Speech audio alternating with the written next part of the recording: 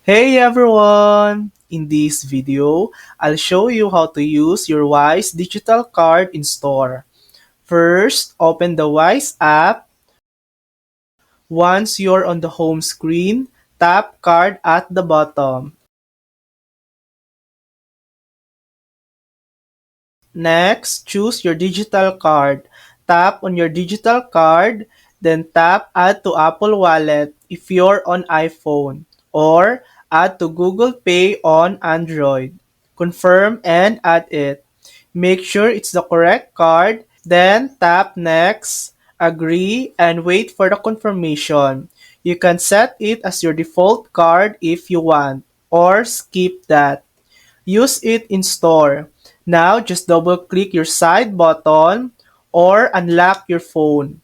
Hold it near the card reader and you're good to go. And that's it.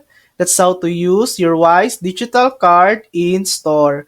Thanks for watching.